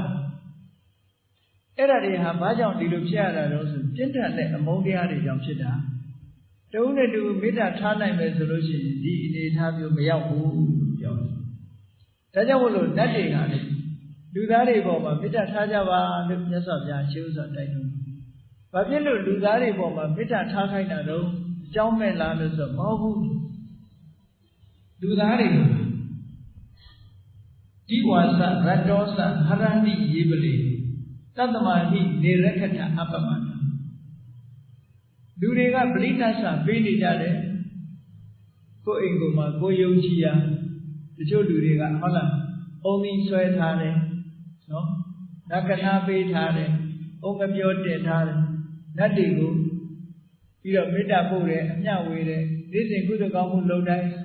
တတ္တဝါတွေအားလုံးကိုအမျှဝေတာဒီအမျှဝေတာဟာလည်းပဲဒါသူတို့ကိုပူဇော်တဲ့သဘောပဲနတ်ကိုပူဇော်တဲ့သဘောပဲကိုလုပ်တဲ့ကုသိုလ်ကောင်းမှုလုပ်ပြီးတိုင်း30ဘုံတိုင်းကျင်လီကြကုန်သောလူနဲ့ရှင်မသတ္တဝါတို့ချမ်းသာကြပါစေအမျှရကြပါစေဆိုဒါသူတို့ပူဇော်တာပဲအမျှနဲ့ကုသိုလ်နဲ့ပဲပူဇော်ပေးတာအဲ့ဒါကြောင့်မို့လို့မြတ်စွာဘုရားကဒီဝါစရတ္တောစဟရန္တိယေပလေတတ္တမဟိနေရခထအပမတ္တာလူတွေဟာနေရောညပါလက်တွေပေါ်မှာပူဇော်နေကြတယ်ဒါကြောင့်မို့လို့လူတွေကိုဒုက္ခမရောက်အောင်ဆွမ်းလျှောက်ကြပါလို့ရှင်းဥစွာတိုက်တွန်းတယ်ဒါယရဏတုတ်ထဲမှာရှင်းဥစွာတိုက်တွန်းတဲ့စကားတခုဟုတ်အဲ့ဒါနတ်ကိုးကွယ်တာလည်းမဆိုင်ဘူးနော်နတ်ကိုးကွယ်တယ်မဆိုင်နတ်ဆိုတာနဲ့အကုန်လုံးရောပြီးတော့ကိုးကွယ်မှုဆိုတာဘာပြောနတ်ကခိုင်းရင်အကုန်လုံးတာနော်နတ်ကနေပြီးတော့ငါတတ်ပြီးတော့တင်ရမယ်ဆိုလဲငါတတ်မယ်နွားတတ်ရမယ်ဆိုလဲတတ်မယ်ဆိုရင်အဲ့ဒါတော့နတ်ခိုင်းတာနတ်ကိုးကွယ်တယ်ခေါ်ဒါဒီလိုမဟုတ်ဘူးအချင်းချင်းပြန်လာကိုယ်အိမ်လာတဲ့မိတ်ဆွေကိုကျွေးတာပွေးတာလဲဒါပူဇော်တယ်လို့ခေါ်တာပဲပူဇော်တယ်လို့ခေါ်တယ်ကိုယ်အိမ်ရောက်လာလို့ရောက်လာတဲ့ပုဂ္ဂိုလ်တွေကိုဟုတ်လားကော်ပီလေးတစ်ခွက်တိုက်ရင်လည်းဒါပူဇော်တာပဲသမင်းတစ်နက်ကျွေးရင်လည်းပူဇော်တာပဲအဲ့တော့နတ်တွေပူဇော်တာဆိုတာကိုစားတဲ့ထဲကနေပြီးတော့သူတို့ကိုရည်ညွှန်းပြီးတော့ပေးရင်လည်းသူတို့ဝမ်းသာမှာပဲသူတို့ကိုပူဇော်တယ်အသိမှတ်ပြုတယ်ဆိုတဲ့အလုံးဟာဒီဟာနတ်ကိုးကွယ်တာလေတခြားစီလို့ဒီလိုမှတ်ရမယ်။မြတ်စွာဘုရားဟောတဲ့ဒီယရဏတုတ်ထဲမှာကြည့်တယ်။တတ္တမဟိဘုဒ္ဓနိတမေထသဗ္ဗေဘုဒ္ဓဆိုတာနတ်တွေပြောတယ်။အေးနတ်တွေအားလုံးနားဆိုင်ပြီးတော့ထောင်ကြပါတဲ့။မေတ္တံကရောထမနုတိယပဇာယလူသားတွေပေါ်မှာမေတ္တာထားကြပါ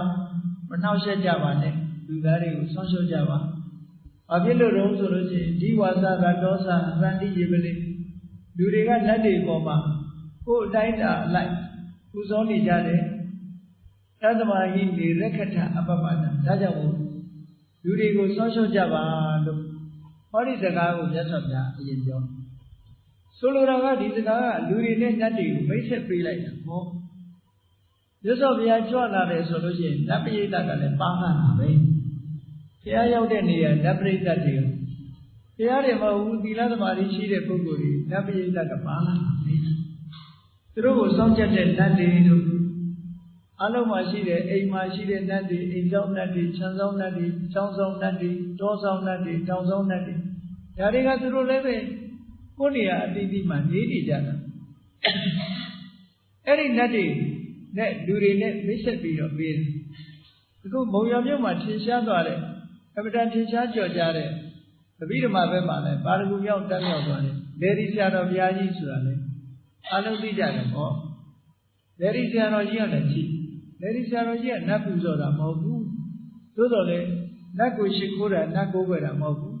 သို့တော်လေဒီဆရာတော်ကြီးကမေတ္တာပို့တယ်အမျှဝေတယ်ဒါကြောင့်မလို့နတ်တွေကလေဒီဆရာတော်ကြီးကိုဆောက်ရှောက်တယ်ကြည့်လေမိုးတွေပါနေခေါင်းနေတဲ့မိုးမရွာဘူးဆိုလေဒီဆရာတော်ကြီးကမိုးကမွာရွတ်ပြီးတော့သစ္စာဆိုပေးတယ်မိုးတွေရွာလာတယ်အင်္ဂလိပ်ခေတ်ကလည်းမြန်မာနိုင်ငံမှာမိုးခေါင်ရေရှားတွေဖြစ်ခဲ့ဘူးလေလေဒီဆရာတော်ကြီးကမိုးကမွာတို့ဘာတို့တီထွင်ပြီးတဲ့အခါမှာအခုလိုသစ္စာတွေဆိုပြီးတော့မိုးကမွာတွေပါရွတ်ပေးတဲ့အခါ မိုးတွေရွာလာတယ်လို့ဒီလိုမှတ်တမ်းတွေရှိတယ်လွန်ဆွဲလို့မိုးရွာတယ်လို့ဆိုတဲ့ဟာတော့အကြောင်းမဲ့တက်တဲ့အဲ့ဒါဟာနော်အဲ့တော့နတ်တွေနဲ့လူတွေမမြင်ရပေမဲ့လို့နတ်တွေနဲ့လူတွေဟာအပြန်အလှန်ချစ်ချစ်ခင်ခင်ရှိဖို့ဆိုတဲ့အဓိပ္ပာယ်ကိုဟောဒီမှာယရဏသုတ်ကိုဖော်ပြထားတာပေါ့အဲ့ဒီလိုမေတ္တာပို့ခြင်း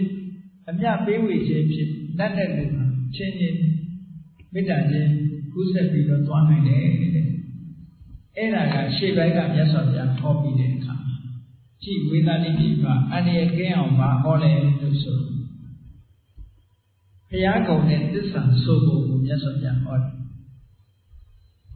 ယံကိစီဝိတ္တံဣဒဝါပုရဝါတက္ကေတုဝါယံရတနံနာနောသမံအဋ္ဌိတထာဂတေနဣဒံမိဗုဒ္ဓေရတနံပဏိတံဧတေနသစ္စေနသောတိဟောတုဒီခါတာစပြီးတော့သစ္စာဆိုဖို့ကိုမြတ်စွာဘုရားပြတယ်ယံကိစီဝိတ္တံဣဒဝါပုရဝါဆိုဣဒဝါဆိုဟောဒီလောကမှာပဲဖြစ်စေသို့မဟုတ်လူပြည်မှာပဲဖြစ်စေပုရံဆိုတာတခြားဘုံဘဝတွေမှာပဲဖြစ်စေနတ်ပြည်တို့ဘာလို့တခြားမှာပဲဖြစ်စေတက္ကေတုဝါနတ်ပြည်မြမပြည်မှာပဲဖြစ်စေတဲ့လောကမှာအလွန်မွန်မြတ်တဲ့ယရနာတွေဆိုတာရှိတယ်ဟုတ်တာပေါ့ရွှေတွေငွေတွေကြောက်တာပရမများတွေလူပြည်မှာသာရှိတာမဟုတ်ဘူးနတ်ပြည်မှာလည်းရှိတယ်ဒီလိုအလွန်မွန်မြတ်တဲ့ယရနာတွေရှိတယ်ဆိုလိုတာကတော့လောကကြီးမှာရှိတဲ့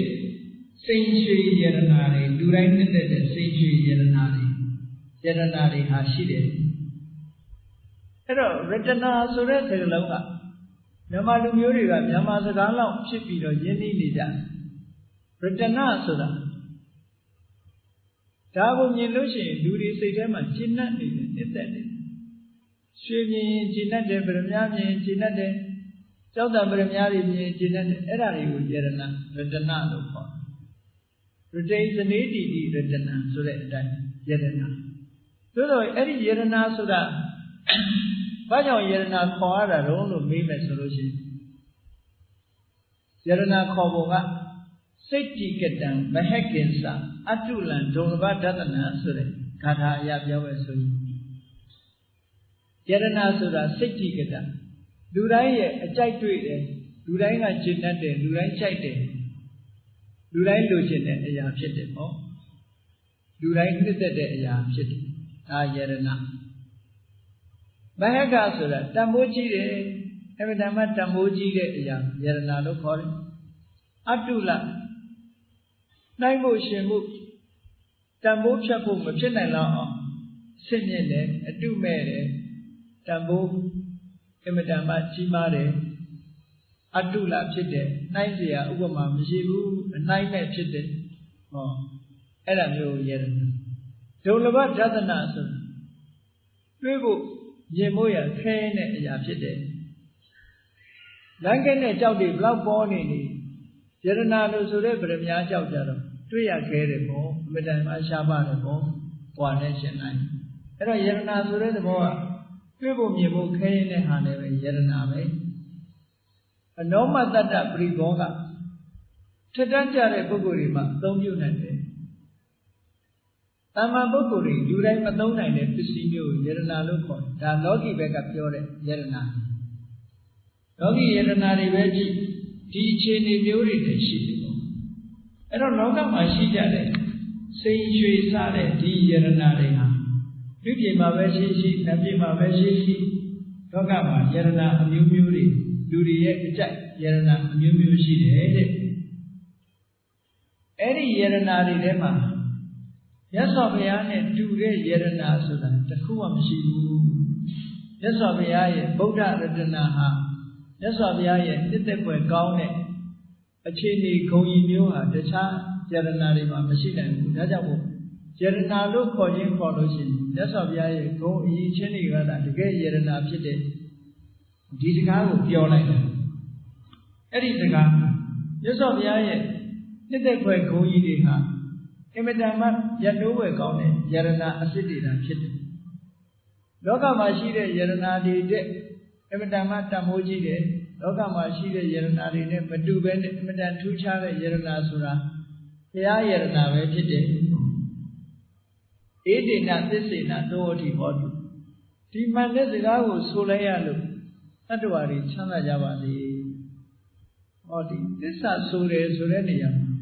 နံပါတ်1ကမှန်တာကိုအရင်ပြောပြီးတဲ့အခါကိုလိုချင်တဲ့ဆန္ဒကိုထုတ်ဖို့ဒီနှစ်ချက်ရှိတယ်လောကမှာဘာအခက်ခဲပဲတွေ့ဘာပဲလိုချင်မှန်တဲ့စကားကိုဆိုပြီးလို့ရှိရင်ကိုလိုချင်တာတစ်ခုကိုပေါ်ထုတ်လိုက်လို့ရှိရင်အချိန်ကြီးစွမ်းရည်တတ်ပြီးပြည့်လာပြီဆိုလို့ရှိရင်အောင်မြင်တယ်လို့ဆိုတာတချို့ပုဂ္ဂိုလ်တွေကိုယ်တွေ့တွေကိုထုတ်ဖော်ပြီးတော့ပြောကြတယ်အဲ့တော့သစ္စာဆိုတာသစ္စာနှုတ်ပြီးမန္တန်ကြီးလို့ဆိုတဲ့အတိုင်းအန္တရာယ်တွေလည်းကင်းမြောက်နိုင်တယ်ကိုလိုချင်တာလည်းရဒါကြောင့်မို့လို့သစ္စာရဲ့စွမ်းအားဟာဗဒမကြီးပါတယ်တခြားဟာတွေပြောရင်မှန်ချင်မှမှန်ပဲဘုရားကုံကိုခုကထုတ်ဖော်ပြီးတော့ပြောလိုက်တာဒါကြောင့်မို့ယံကိစီဝိတံဣဒဝါပုရဝါတက္ကေတုဝါယံရတနံပဏိတံကမ္ဘာလောကကြီးမှာရှိသည်မြတ်သောယရနာတွေအလွန်မော်မြတ်ပေမဲ့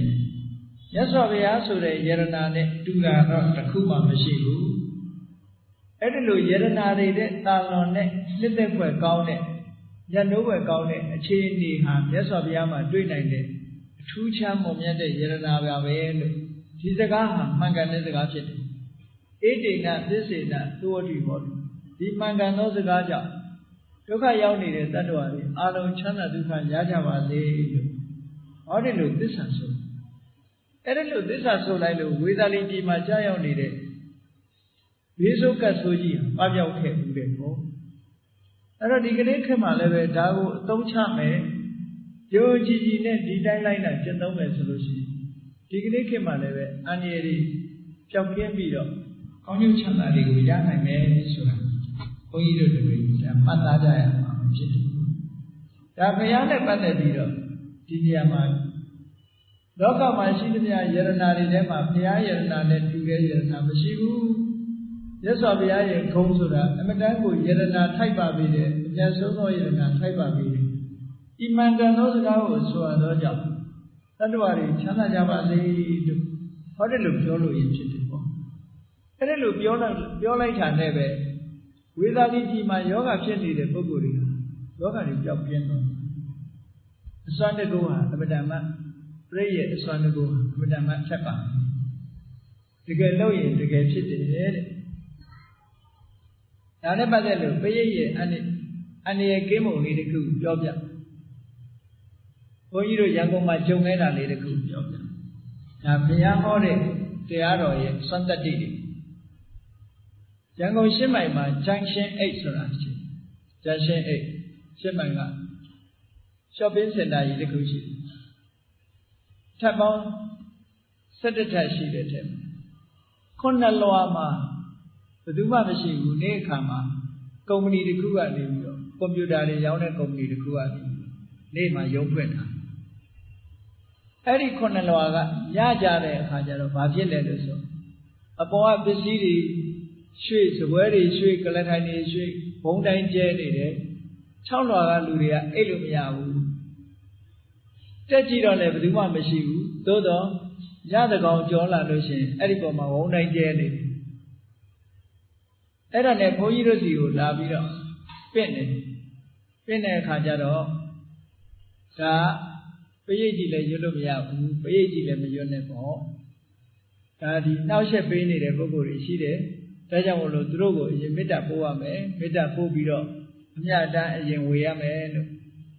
ဘုန်းကြီးတို့တန်ခါ၅ပါးပြည်ပြည်ဆိုင်ရာထေရဝါဒဘုရားသာသနာပြုတဲ့ကဲသူကငါပြင့်တော့အဲ့ဒီသွားကြညနေပိုင်းမှာသူတို့သင်္ကန်းတို့ဆန်းတို့အဲ့ဒါတွေတန်ခိကဖြစ်လူဖို့စီမံထားတယ်ဘုန်းကြီးတို့ကအဲ့ဒီမှာညမှာနှောက်ရက်နေတဲ့ပုဂ္ဂိုလ်တွေအားလုံးလာပါဒီကိုသီလလာယူပါသီလယူပြီးတော့အမြတ်လာယူပါလို့ဆိုပြီးတော့ဖိတ်ခေါ်ပြီးတော့ပရိတ်အရင်မရွတ်သေးပဲနဲ့သူတို့အားလုံးတက်ရောက်တဲ့လူတွေ နဲ့အတူပေါ့လေသူတို့သီလယူခိုင်းတယ်ယူခိုင်းပြီးတော့ကုသိုလ်ကောင်းမှုရဲ့အဖို့ကိုသူတို့အတွက်ဒါကုသိုလ်လုပ်ပေးတယ်လို့ဆိုပြီးတော့အမျှဝေတယ်အမျှဝေပြီးတဲ့အခါကျတော့မှတို့အခုခါပရိတ်ရွတ်တော့မယ်ပရိတ်ရွတ်ပြီးတော့ပရိတ်ရည်နဲ့ဖြမ်းမယ်အဲ့ဒီနောက်မှာတော့ဒီလိုဝုန်းတိုင်းကျဲတာတွေလုပ်လို့မရတော့ဘူးချမ်းသာရမှနေကြအမျှကုသိုလ်ကိုခံယူပြီးတဲ့အခါလွတ်လွတ်လပ်လပ်ချမ်းသာတာဘယ်သူမှနှောက်ယှက်မပေးဘဲနဲ့ချမ်းသာရမှနေကြပါလို့မမြင်ရပေမဲ့လို့ဒီလိုပြောရတာနော်အဲ့ဒါလိုပြောပြီးတော့အမြတ်တမ်းပေးဝေပြီးပရိတ်ရွတ်တယ်ပရိတ်ရွတ်ပြီးတဲ့အခါကျတော့အဲ့ဒီတစ်ဆောင်လုံးလိုက်ပြီးတော့အခန်းတွေရောအကုန်လုံးပရိတ်ရည်ဖြန်းလိုက်တာ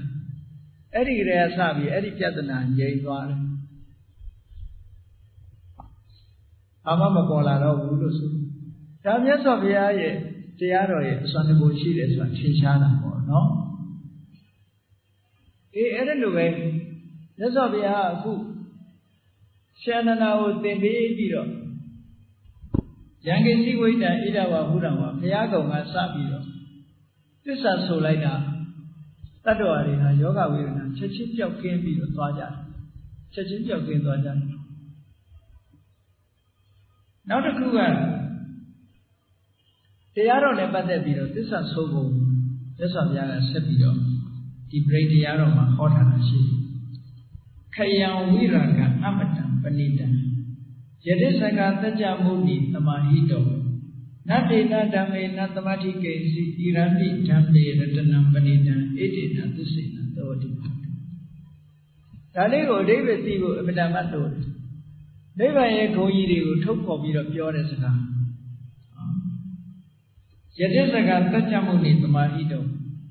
မြတ်စွာဘုရားသခင်ကိုတော်မြတ်ကသမာဓိစွမ်းအားနဲ့အရိယာမဲဆိုတဲ့သမာဓိရဲ့စွမ်းအားနဲ့ဒီတရားကိုမျက်မှောက်ပြုထားတာတဲ့မျက်မှောက်ပြုတယ်ဆိုတာကိုယ်ရေးသိတယ်ပေါ့သကြမုနိဆိုတာသကြလူမျိုးကထွက်ပြီးတော့ယဟန်ဖြစ်သူရောက်လာတဲ့မြတ်စွာဘုရားသမာဟိတောမဲ့သမာဓိနဲ့တည်ကြည်မှုရှိပြီးတော့အကျင့်နိဗ္ဗာန်ဆိုတဲ့တရားကိုမြတ်စွာဘုရားမျက်မှောက်ပြုခဲ့တယ်အဲ့ဒီနိဗ္ဗာန်ဆိုတဲ့တရားဟာခရနိဗ္ဗာန်ကိုအာယုံပြုလိုက်တာတဲ့တရားနဲ့ကိလေသာတွေကုန်သွားတယ်ဒါကြောင့်မို့လို့ခရလို့ခေါ်နိဗ္ဗာန်ကိုအာယုံပြုနိုင်ပြီဆိုရင်ကိလေသာတွေကုန်သွားတယ်အစစ်စစ်ပေါ်လို့သောတာပတိမဲ့နဲ့နိဗ္ဗာန်ကိုအာယုံပြုလိုက်ရင်ဒိဋ္ဌိဝိသိကိစ္စဆိုတာကျင့်သွားတယ်ဒဂရဂါမိမဲ့နဲ့အာယုံပြုမယ်အနာဂါမိမဲ့နဲ့နိဗ္ဗာန်ကိုအာယုံပြုမယ်ဆိုကာမရာဂတို့ဇာဘာရတို့ဆိုတဲ့ကိလေသာတွေကုန်ခန်းသွားတယ်အရတ္တမဲ့နဲ့အာယုံပြုလိုက်မယ်ဆိုလို့ရှိရင်ကိလေသာအလုံးကင်းစင်သွားတယ်ဆိုတော့နိဗ္ဗာန်ရောက်လို့ရှိရင်ကိလေသာမှန်သမျှဆုံးသက်ချုပ်ငြိမ်းရတာဖြစ်သောကြောင့်ခယံဆိုတာကုံဆုံးရာဖြစ်တယ်ကိလေသာတွေအလုံးကုံဆုံးရာဖြစ်လို့နိဗ္ဗာန်ကိုခယံလို့ခေါ်တာနော်ဝိရာဂဆိုတာနိဗ္ဗာန်မှာတတ်မဲ့ခြင်းဆိုတဲ့တဏှာလည်းပဲလုံးဝကင်းသွားတယ်တဏှာနဲ့လုံးဝမရှင်တွဲဘူးနိဗ္ဗာန်ဟာမရှင်တွဲဘူးတဏှာရဲ့အာယုံလည်းမဖြစ်ဘူးနိဗ္ဗာန်ကိုတဏှာနဲ့တဏှာသမားကနိဗ္ဗာန်ကိုဘယ်တော့မှမရချင်ဘူးတခုခုဖြစ်ဖြစ်နေလို့ရှိရင်နိဗ္ဗာန်ကိုဘယ်တော့မှမရောက်နိုင်လောကလူတွေကနိဗ္ဗာန်ကိုလိုချင်တယ်နိဗ္ဗာန်ကိုလိုချင်တယ်ဆိုတဲ့နေရာမှာတဏှာမကင်းသေးတဲ့ပုဂ္ဂိုလ်တွေကနိဗ္ဗာန်ဆိုတာအလွန်ချမ်းသာတဲ့မအိုရဘူးမနာရဘူးမသေးရဘူးဆိုတဲ့ဒါတွေကိုတွေးပြီးတော့လောကချမ်းသာမှုလို့ထင်ပြီးတော့နိဗ္ဗာန်ကိုလိုချင်တာတကယ်နိဗ္ဗာန်မှာဘာမှမဖြစ်တော့ဘူးဆိုရင်မလိုချင်ဘူးဘုန်းကြီးတို့ရွာကတက္ကမကြီးတယောက်လိုပဲနိဗ္ဗာန်မှာဆေးလိပ်တောက်လို့ရသလားလို့မေးနိဗ္ဗာန်ဆိုဘယ်လိုဆေးလိပ်တောက် no smoking area အဲ့တော့နိဗ္ဗာန်မှာသူကဆေးလိပ်မှမတောက်ရရင်နိဗ္ဗာန်ကိုမသွားချင်ဘူးတဲ့တဏှာအတွေးနဲ့တွေးတာလေသူကအဲ့တော့နိဗ္ဗာန်မှာဝိရာဂလုံးဝတွေ့တာမှုတွေလုံးဝနိဗ္ဗာန်နဲ့ဆက်ဆက်လို့မရဘူးဝိရာဂရာဂတွေနဲ့လုံးဝဆက်ဆက်မရှိဘူးလို့ဒီလိုဆိုဒါနိဗ္ဗာန်ရဲ့ဂုဏ်ကြီးတစ်ခုပဲနောက်နိဗ္ဗာန်ရဲ့ဂုဏ်ကြီးတစ်ခုကနိဗ္ဗာန်ဟာနိဗ္ဗာန်ကိုအာရုံပြုလို့နိဗ္ဗာန်ကိုရောက်သွားရင်အမတ္တဖြစ်မှမဖြစ်တော့သိလည်းမသိတော့ဘူးလို့ဒီလိုပြောတာနော်နောက်ပဏိတ နိဗ္ဗာန်ကအလွန်နှစ်သက်ကျေနပ်เสียကောင်းတယ်တဲ့ရောက်ရဲတင့်တယ်မှုမရှိတော့အလွန်နှစ်သက်เสียကောင်းတယ်အဲ့တော့ခယံဝိရာကအမတံပဏိတံဆိုတဲ့ဂုံကြီး၃ခုဟာဂုံကြီး၄ခုဟာ၄မျိုးဟာနိဗ္ဗာန်ရဲ့ဂုံကြီး၄မျိုးပဲအဲ့ဒီဂုံကြီးပြည့်ဝတဲ့တရားဓမ္မမြတ်စွာဘုရားသခင်ကိုရောမြတ်ရရှိခဲ့တယ်အဲ့ဒီနိဗ္ဗာန်ရဲ့ဒီခယဝိရာကအမတံပဏိတံဆိုတဲ့ဒါတွေဟာအလွန်နှစ်သက်เสียကောင်းတယ်နိဗ္ဗာန်ဆိုတဲ့တရားမှာရှိတဲ့အရည်အသွေးတွေဖြစ်တယ်အဲ့ဒီစကားဟာမှန်ကန်ပါတယ်တဲ့ဣတိနာသစ္စေနာသောအထိဟောတုဒီမှန်ကန်သောစကားကိုဆိုရသောကြောင့်တတ္တဝါတွေချမ်းသာပါစေလို့သစ္စာပြုလိုက်တာအဲ့လိုသစ္စာပြုလိုက်သည့်အတွက်ကြောင့်ဝေဒာလိကြီးမှာယောဂဖြစ်နေတဲ့ပုဂ္ဂိုလ်တွေဟာအကုန်လုံးယောဂပြောက်သွားတယ်သစ္စာရဲ့တကုံနော်အဲ့တော့အတိတ်တွေကိုသိပြီးနဲ့ဒီလိုရုပ်ဖို့လိုအပ်တယ်ဘာကိုဆိုလိုတာတော့ဆိုသိနောက်တစ်ခုကတရားကုံတော်နဲ့ပတ်သက်လို့ဒါကနှစ်ပုဒ်ပဲနောက်တစ်ခုကဘာလို့ဆိုလို့ရှိရင်ယံဗုဒ္ဓတိထောပရိဝဏ္ဏယိသုစိသမာဓိမန္တရိကညမသမာဓိနာဒေနသမောနာဝိစတိဣရံပိဓမ္မေရတနံပဏိတံဣတိနာသစ္စေနသောတိဟောတုဆိုတဲ့စကားအဲ့ဒီမှာဗုဒ္ဓတိထဆိုတာမြတ်စွာဘုရားအမတန်ထူးမြတ်တဲ့မြတ်စွာဘုရားဒီတမာရီစွမ်းအားကိုအမြဲတမ်းချီးမွမ်းပြီးတော့ပြောကြားတယ်ပရိဝဏ္ဏယိချီးမွမ်းပြောကြားတယ်အဲ့ဒီတမာရီတရားဟာဘာတမာရီတရားလဲလို့ဆိုမက်တမာရီတရား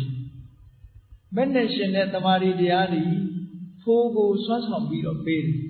ဖိုးဆိုတဲ့အကျိုးကိုမပေးဘဲနဲ့ဘယ်တော့မှရဆိုင်တာမရှိဘူးမက်ပေါ်လာပြီးတဲ့နောက်ဖိုးဟာဂိမ်းတွေပေါ့ဂိမ်းတွေအကျိုးကိုပေးတယ်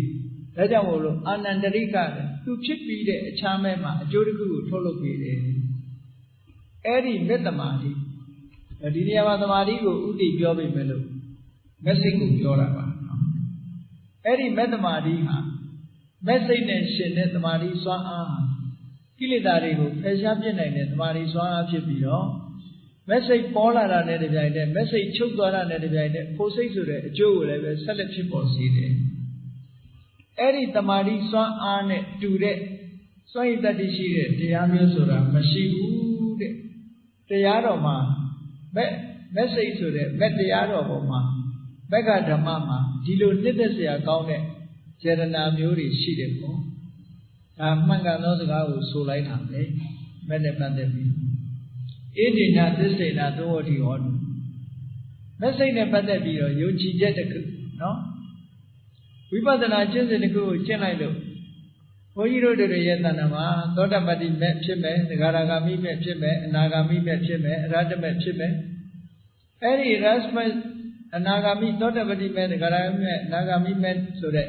မက်စိတ်နဲ့ရှင်းလာတဲ့တမာတိစွမ်းအားဟာအမြဲတမ်းကြီးမားတယ်အဲ့ဒီမက်စိတ်ချုပ်တာနဲ့တပြိုင်တည်းကိုယ်စိတ်ဆိုတဲ့အကျိုးကိုချက်ချင်းပေးတယ်ဒါကြောင့်မလို့ဒီမက်ကတမာတိနဲ့အလားတူတဲ့စွန့်ရည်တတ္တိရှိတဲ့တရားမျိုးဟာလောကမှာမရှိပါဘူးတဲ့ဒါကြောင့်မလို့ဒီမှန်ကန်သောဒါဟာနှစ်သက်စရာကောင်းလာတဲ့မက်တရားရဲ့နှစ်သက်စရာကောင်းတဲ့ယရနာတစ်မျိုးဖြစ်ပါလေအဲ့ဒီမှန်ကန်သောစကားကိုဆိုရသောကြောင့်တတ္တဝါတွေချမ်းသာကြပါစေလို့ဒီလိုသစ္စာဆိုလိုက်တာအဲ့တော့ဘုရားကုံကိုအာရုံပြုပြီးတော့သစ္စာဆိုတယ်ဘုရားကုံကိုအာရုံပြုပြီးတော့သစ္စာဆိုတယ်ဒီလိုသစ္စာဆိုဖို့ဆိုနည်းတွေကိုမြတ်စွာဘုရားကဒါနမူနာအနေနဲ့ဟောတာကိုယ့်ဘာကိုအားလုံးကြည့်ပြီးတော့လည်းပဲသစ္စာဆိုလို့ရတယ်ကိုကြည်တတ်တဲ့ကိုသိတဲ့တရားကိုလည်းပဲသစ္စာဆိုလို့ရတယ်ကိုကြည်ညိုတဲ့မြတ်စွာဘုရားရဲ့ဂုဏ်တစ်ခုကိုဆိုပြီးတော့လည်းသစ္စာဆိုလို့ရတယ်ဆိုပါစို့မြတ်စွာဘုရားသခင်ကိုရောမြတ်သည်စိတ်ွယ်ရအရ၌တော်လဲအကုသိုလ်အမှုကိုပြုတော်မမူဒါကြောင့်မို့အရဟံဆိုတဲ့ဂုဏ်ထူးနဲ့ပြည့်စုံပါနဲ့ဤမှန်ကန်သောစကားကိုဆိုရသောကြောင့်တတ္တဝါတွေချမ်းသာကြပါစေဟောကိုရတဲ့ဣတိပိသုံးနဲ့လည်းပဲဒီလိုဆိုလို့ရတယ်ဟောတရားဂုဏ်တွေကိုအာယုံပြုပြီးတော့လည်းပဲသစ္စာဆိုလို့ရမယ်ဒါယရဏတုတ်မှာသစ္စာဆိုပြီးတော့တတ္တဝါတွေအန္တရာယ်ကင်းအောင်လုပ်ကိုနေစဉ်နဲ့အမျှလည်းပဲအန္တရာယ်ဆိုတာကြုံတတ်တယ်ဒါကြောင့်မို့လို့အန္တရာယ်မကြုံရလေအောင်ဒီသစ္စာတရားတွေကိုအသုံးချပြီးတော့နေစဉ်နဲ့အမျှ ချမ်းသာဖို့တတ္တဝါတွေအားလုံးမိမိနဲ့မိမိပတ်ဝန်းကျင်မှာရှိတဲ့တတ္တဝါတွေချမ်းသာကြပါစေလို့ဒီပရိတရားတော်ကိုရွတ်ဖတ်တဲ့ဆယ်ပြီးတော့ဒီတိုင်းအတိပ္ပယ်သိသိနဲ့လိုက်နာကျင့်သုံးအမတန်မှတန်ဖိုးရှိပါတယ်အေးဒါကြောင့်မလို့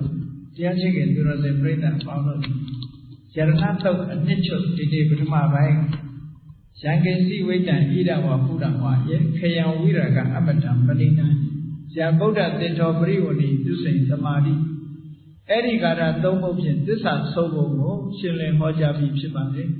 ဒါကြောင့်မို့တရားရှိခင်သူတော်စင်ပြိဿတို့သစ္စာရဲ့စွမ်းအားကိုအမတန်မှကြီးမားတာကိုသိရှိပြီးတော့တို့တွေဟာသစ္စာရဲ့စွမ်းအားကိုသုံးချပြီးတော့မမြင်နိုင်တဲ့ဘေးရန်အန္တရာယ်တွေလွတ်မြောက်လို့ဘက်ဖို့နိဗ္ဗာန်ရာကြောင်းဖြစ်တဲ့သူတော်ကောင်းအကျင့်တရားတွေကိုချမ်းချမ်းသာသာနဲ့ကျင့်ကြံကြိုးကုပ်အားထုတ်နိုင်အောင်ကြိုးစားကြရမယ်လို့ကိုယ်စီသဘောကျပြီးတော့သစ္စာတရားအမိထားလို့ကျမ်းဝါချမ်းသာအောင်ကုသိုလ်တရားတွေနိဗ္ဗာန်ကိုမျက်မှောက်ပြုနိုင်အောင်ကျင့်ကြံကြိုးကုပ်အားထုတ်တော်မူနိုင်ကြပါစေကုန်သတည်း